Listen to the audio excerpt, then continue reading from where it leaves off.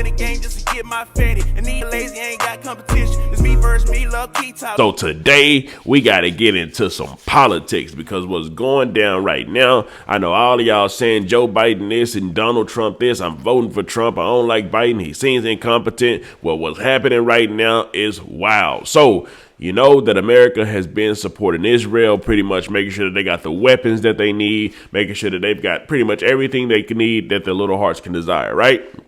Well, on the other end, Israel has been at war with the Palestine, got them trapped inside the Gaza Strip, pretty much slaughtering them, starving them out, and a whole lot of other stuff because they're allegedly trying to go after a group called Hamas. Now, while trying to go after Hamas, the citizens have been affected. Over 30,000 people plus have already been murdered as far as on the Palestinian side. They have absolutely zero chance against Israel and the military that they got there, especially with the backing from America. Now, Biden has now came out and it seems as if he's kind of switching sides. And well, let's not say switching sides. Let's just say having some heart for the Gaza people that's over there getting completely slaughtered and starved out, right? Because anytime anybody tries to bring the people in Gaza some food or something like that, they end up getting slaughtered because Israel ain't letting them bring them no food. They're slaughtering people and everything, right? Now, the thing about it is this. Joe Biden has now told Israel, hey, listen, y'all, I'm going to make a red line at a city called Rafah. Y'all don't attack inside of Rafah. Now, we already know that, it was supposed to been some red lines somewhere where Israel wasn't supposed to attack the people over there in Gaza, but they just been attacking them and blowing them up, right? Now, the thing about it is this, right? If Israel attacks inside of Rafah, Joe Biden has now came out and said that it will be some type of consequences. Now, do y'all think that Netanyahu, which of course is the prime minister of Israel, is going to not go attack them and going to actually listen to Joe Biden? Now, you might think that because America runs the world. Whatever America says pretty much goes. But Netanyahu, the prime minister of Israel, who's pretty much initiating the whole attacks against the Palestinians in Gaza, has said, hold up. I don't know what y'all think, I'm talking about who y'all think y'all are, but we not putting no red lines nowhere. And we also know that Ramadan is coming up. And of course, most of the Palestinian people celebrate Ramadan. And he said, we still gonna be bombing, firing, shooting. There ain't no type of ceasefire that's about to happen at all. We ain't stopping anyway. So I'm gonna actually read y'all what Netanyahu pretty much said to Joe Biden, talking about his ally who's trying to create some sort of peace, some sort of ceasefire for the people in Gaza because just so many people's dying, right? And yes, also I know there's a whole lot of stuff happening in the world, stuff in Congo, the DR, there's a whole lot of stuff, right? But we are specifically talking about this situation right now, right? I'm going to read this to y'all. It says, Netanyahu vows to defy Biden's red line on Rafah. And I just explained to y'all what that was, right? So he pretty much saying that we're going to fire anyway. It says, Israeli Prime Minister Benjamin Netanyahu says he intends to press ahead with an invasion of the city of Rafah on the southern border of Gaza Strip in defiance of United States President Joe Biden, who has warned such an offensive would be a red line. Amid signs of increasing frustration with Netanyahu, the U.S. president told MSNBC on Saturday that he opposed an escalation of conflict into Rafah and that he could not accept 30,000 more Palestinians dead. Well, Netanyahu's like, listen, you can't accept it, but I definitely can. Off to Rafah we go. Anyways, it says relief organizations have warned that an attack on Rafah on the border with Egypt, now a refugee for the half of Gaza, 2.3 million population, will result in a widespread civilian casualties. Let's just keep it real.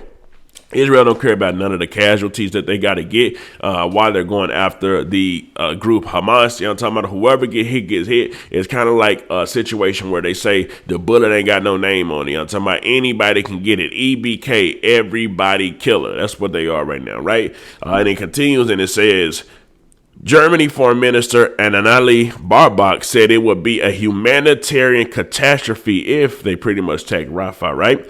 When asked on Sunday whether Israeli forces would move into Rafah, Netanyahu replied, "We'll go there. We're not going to leave them. You know, I have a red line. You know what that red line is? That October 7th doesn't happen again. Never happens again." And obviously, October 7th is the day that the Hamas people that are over there in Gaza right now flew from the parachutes down into the little festival that was happening inside of Israel, kidnapped some people, unalived some people, and then Yahoo just pretty much said, "I'm never allowing that to happen again."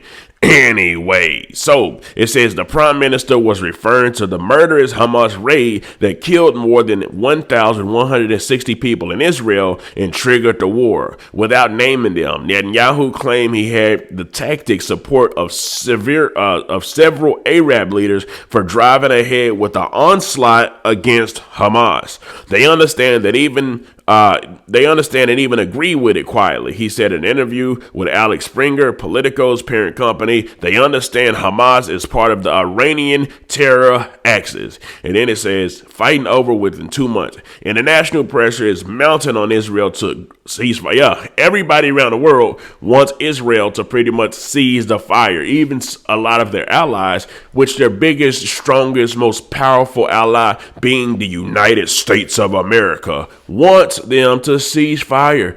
End it all. You killed enough people. Figure out some type of other solution. Talk it out. Use your words. Not so much gunfire. Anyway, so it says the exact casualty figure are disputed with the Hamas-controlled Gaza Health Ministry, saying civilian death exceeds 30,000. United Nations organizations have also warned of an imminent famine, with the first deaths from starvation already recorded, prompting the European Union to open a sea corridor to develop aid to Cyprus. So they ain't just getting slaughtered over there from bombs and bullets. They are dying of starvation. It's like a whole little genocide. Well, a whole big genocide is pretty much happening over there right now, literally as we speak, right? It says Israel authorities have been criticized for blocking delivery of humanitarian assistance by land, but Netanyahu claimed the sea convoy as his idea in the interview and denied people were starving. So pretty much Netanyahu's like, yep, nobody's starving over there. What are they talking about?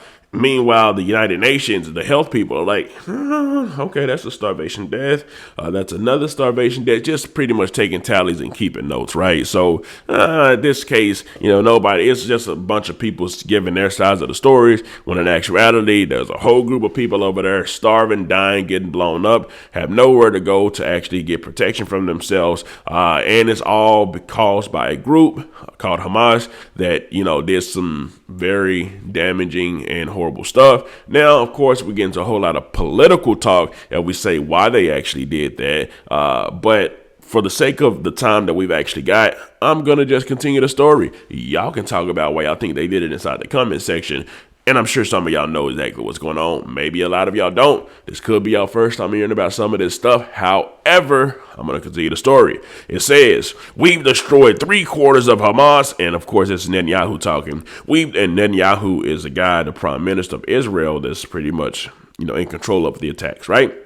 He says, we've destroyed 3/4 of Hamas fighting terrorism battalions, and we're close to finishing the last part in warfare, the Israeli leader said. Fighting would not take more than 2 months, maybe 6 weeks, maybe 4, he added. Netanyahu also gave his own death estimate. Some 13,000 Palestinian fighters have been killed, he said, while the civilian death rate was estimated at 1 to 1.5 for every combatant. That will put the total killed fighter and civilians at least 26,000. He also dismissed the idea of ceasefire for the Muslim holy month of Ramadan. He don't care about no Ramadan. You know what I'm talking about? During Ramadan, they might just increase the amount of fire that's actually going to be taking place over there inside of Gaza. You know what I'm talking about? I mean, maybe they won't, but who knows? Maybe they will. He did say that they almost got like 3/4 of the Hamas out the way, right? So that means he said, hey, man, give us a few more weeks. You know what I'm talking about? Maybe less than 2 months of more firing, and we should have it all gone. Now, 2 months of more firing, that's definitely going to lead to some thousands of more deaths as well, right? It says, he also dismissed the idea of ceasefire for the Muslim holy month of Ramadan, saying while he would like to see another hostage release, he didn't see any breakthrough in the negotiations. Without a release, there's not going to be a pause in the fighting. It says no two-state solution. Israel Prime Minister also doubled down on his rejection of the possibility of a Palestinian state, a topic that pits Israel against most of the rest of the world. So he don't want a two-state. You know what I'm talking about? He want Israel as Israel, and we don't want no two-state at all. You know what I'm talking about? He doing like the little Stone Cold head thing like that. How Stone Cold be doing that when he be talking. That's pretty much what he doing, right? And also throwing up the middle fingers at that as well. It says the position that I espouse are supported by the overwhelming majority of Israel, who says to you, after October 7th, we don't want to see a Palestinian state, he said. So I'm going to end it there.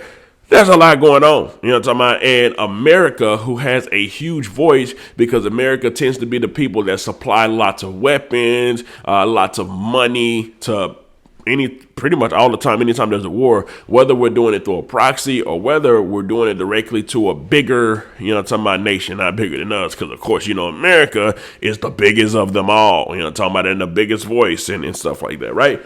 So, with that being said, we'll just have to see how it goes if that war, the Palestinian and also Israel, if it calms down at all. He said within 2 more months it should be over and finished with. Now, it is pretty wild that none of the other big nations, especially none of the other Muslim nations around the world, ain't like stepped in and went to go try to do some type of fighting for Palestine. Like, I don't know. I just thought they were more kind of close knitted together. But I guess they do know if they do step in, and then the allies of Israel are going to step in, and they got to go against America. And not too many people want to really go against America because we just got a lot of weapons, money, firepower, ready to obliterate the whole planet if if it seems like we're potentially losing. You know, so may shoot off a couple of nukes, may get a couple nukes thrown at us. Who knows? The whole world may just be destroyed the next time anybody tries to go to war with America. And who knows? It could be China that decides to do it. Could be Russia that decides to do it. It could be North Korea, because North Korea don't like America at all either, right?